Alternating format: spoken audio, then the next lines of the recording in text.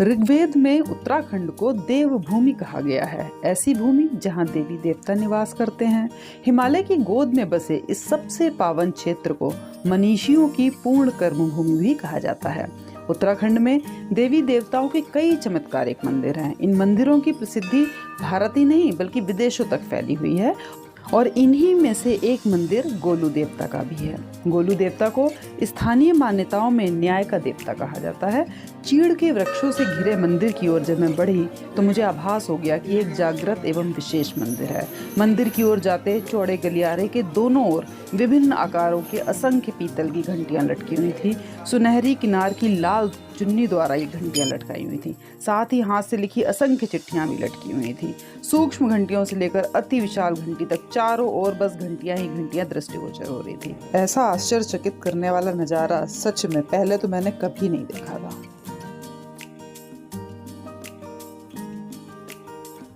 दोस्तों, इस समय मैं हूँ चितई गोलू देवता मंदिर के बाहर और इनको कहते हैं न्याय का देवता। और यहाँ पे क्या होता है कि आपकी जो भी समस्या हो, जो भी प्रॉब्लम्स हो, आप उनको एक चिट्ठी में लिख के यहाँ पे दे दीजिए और जब वो आपकी मनोकामना पूरी हो जाए तो आप यहाँ पे आकर एक घंटा बांध दीजिए।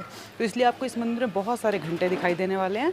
तो आइए देखते हैं, न्याय प्रिय हमारे न्याय के देवता गोलू देवता के दर्शन करते हैं और इनके बारे में और भी बहुत कुछ बातें आपको बताते हुए चलते हैं। तो आइए मेरे साथ।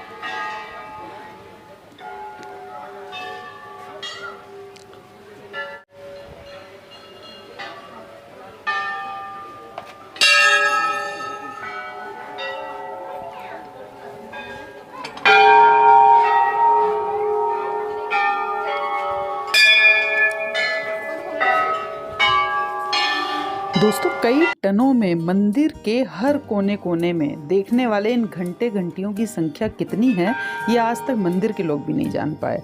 आम लोगों के द्वारा इसे घंटियों वाला मंदिर भी पुकारा जाता है, जहां कदम रखते ही घंटियों की पंक्तियां शुरू हो जाती हैं। दोस्तों, यहाँ पे लगी हुई घंटियों से आप अंदाजा लगाइए कि कितने लोगों की मुरादें पूरी हो चुकी हैं, क्योंकि ये घंटियाँ तभी बांधी जाती हैं जब उनकी जो विश है वो पूरी हो जाती है। देखिए यहाँ की घंटियाँ कितनी सारी, चारों तरफ घंटियाँ ही घंटियाँ नजर आ रही हैं। दोस्तों, इस मंदिर में मनोकामना पूर्ण होने के लिए भक्तों के द्वारा अनेक अर्जियां लगाई जाती हैं, क्योंकि माना जाता है कि जिन्हें कहीं से न्याय नहीं मिलता वो गोलू देवता की शरण में पहुंचते हैं। और लोगों का मानना ये भी है कि गोलू देवता न्याय ही करते हैं, क्योंकि गोलू देवता को न्याय का देवता माना जाता है। इस मंदिर में न सिर्फ देश बल्कि विदेशों तक में है, इसलिए इस जगह में दूर दूर से पर्यटक और श्रद्धालु आते हैं, जैसे कि हम भी यहाँ पर आए हैं।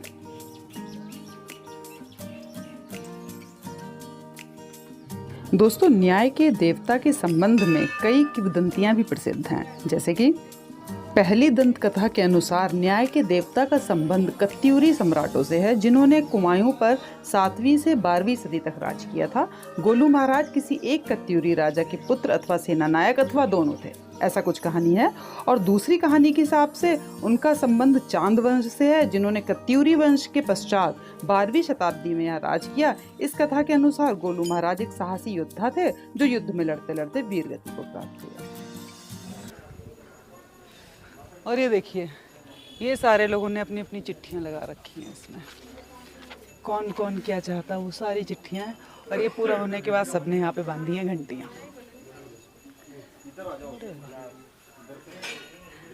प्रणाम पंडित जी। कहाँ से आए हैं? हम दिल्ली से। दिल्ली कौन सी जगह रहते हैं? दिल्ली दिल्ली में जनकपुर। गोलू देवता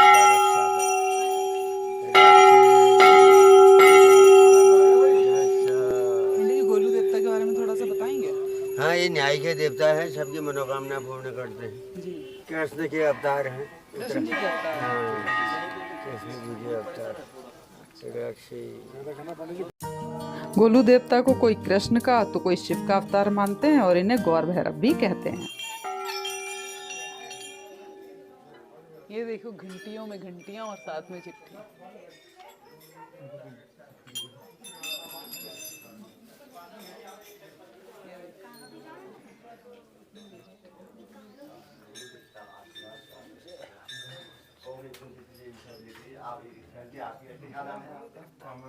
ये गोलू देवता।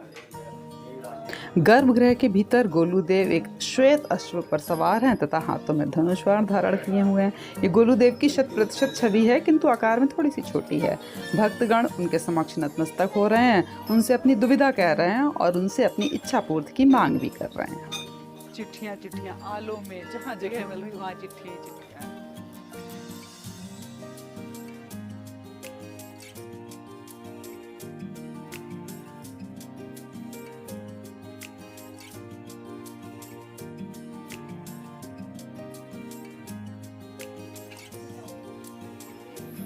ये देख।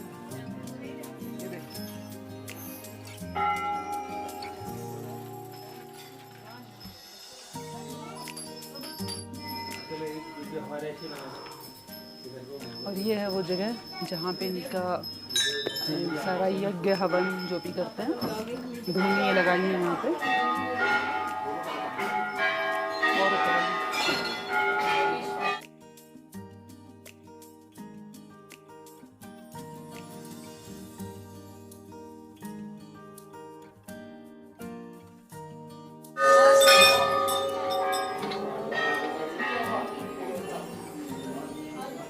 जय माता।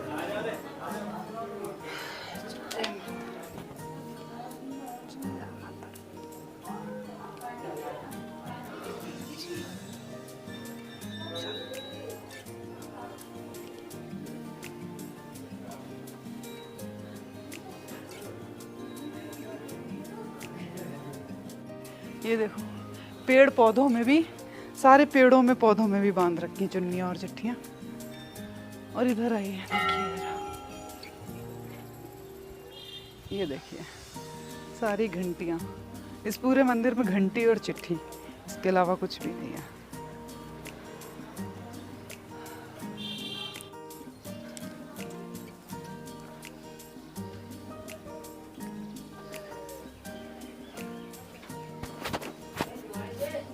और अब हम पहुंच रहे हैं मंदिर के राइट साइड में जो खुला हुआ प्रांगण है पूरा, वहाँ पे। और इस सामने जो आपको स्ट्रक्चर दिखाई दे रहा है, एक हट जैसा बना हुआ, इसके अंदर बैठ के लिखी जाती हैं चिट्ठियाँ और बांधी जाती हैं इन घंटियों के साथ में। तो चलिए देखते हैं यहाँ पे कौन लिख रहा है चिट्ठी।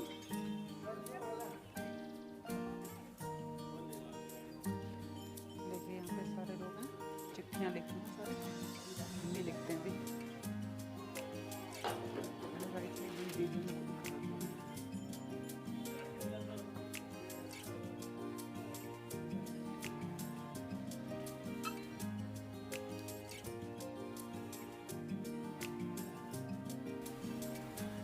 यहाँ पे श्री भगवान गौर भैरव जी की और गोलू देवता के चरणों में इनके बारे में आपकी सी लिखी हुई है। दोस्तों अभी तक हमने गोलू देवता के बारे में 2 किंवदंतियों के बारे में बात की थी, 2 कहानियों के बारे में बात की थी। और अब हम आते हैं सर्वाधिक लोकप्रिय कथा, जो सर्वाधिक लोकप्रिय किंवदंती है गोलू देवता के बारे में। उसके अनुसार उनकी माता कलिका राजा झाल राय की रानी थी। जब गोलू महाराज का जन्म हुआ तब राजा की अन्य रानियों ने ईर्ष्यावश उन्हें नदी के किनारे ले जाकर छोड़ दिया तथा उनके स्थान पर कलिका के समीप एक पत्थर रख दिया। एक मछुआरे ने गोलू महाराज के प्राणों की रक्षा की। 8 वर्ष की आयु के पश्चात एक दिन वे एक लकड़ी के घोड़े पर सवार होकर वापस लौटे। वे अपने अश्व को उसी तालाब के समीप ले गए जहां रानी की 7 रानियां स्नान कर रही थीं। उन्होंने घोड़े को जल पिलाया। रानियां उस पर हंसने लगी। तब गोलू महाराज ने कहा कि यदि एक स्त्री पत्थर को जन्म दे सकती है तो एक लकड़ी के घोड़े की सवारी क्यों नहीं कर सकता वो। राजा को अपनी रानियों के कुकर्मों का आभास हुआ तथा उसने उन्हें कड़ा दंड दिया। तत्पश्चात राजा ने गोलू महाराज को राजा बना दिया। समय के साथ गोलू महाराज अपने न्यायप्रिय आचरण के कारण लोकप्रिय हो गए और गोलू देवता के रूप में सदा के लिए अमर हो गए।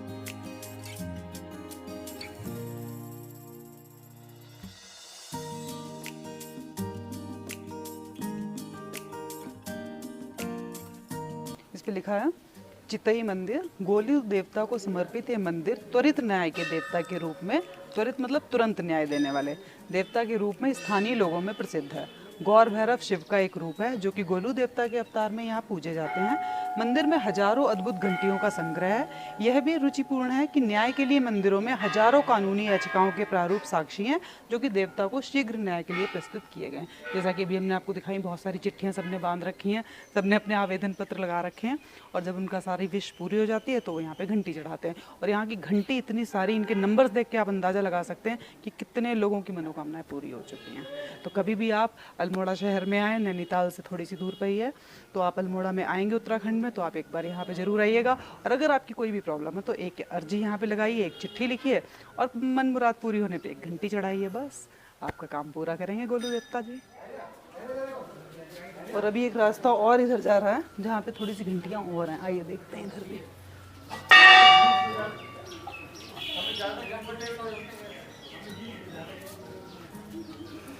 चारों तरफ बस घंटियाँ ही घंटियाँ।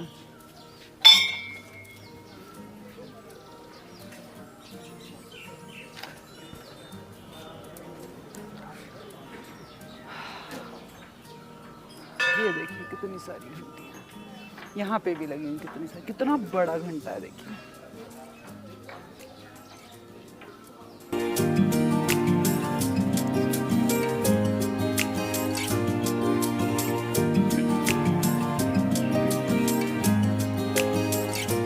ये घंटा देखिए कितना बड़ा, कितना विशाल है।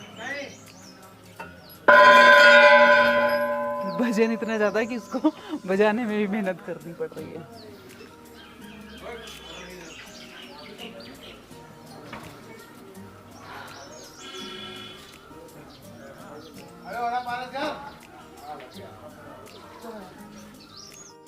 तो दोस्तों अब मैंने लिख ली है ये अर्जी और अब मैं लगा रही हूँ अपनी गोलू देवता के दरबार में। देखते हैं क्या होता है, फिर दोबारा आएंगे और घंटी चढ़ाएंगे। और मुझे पूरा विश्वास है कि ये पूरी होगी ही होगी, क्योंकि यहाँ की घंटियाँ देख के मुझे अंदाज़ा हो चुका है कि विश तो यहाँ पे पूरी होती ही होती है। तो चलिए चलते हैं अब वापस।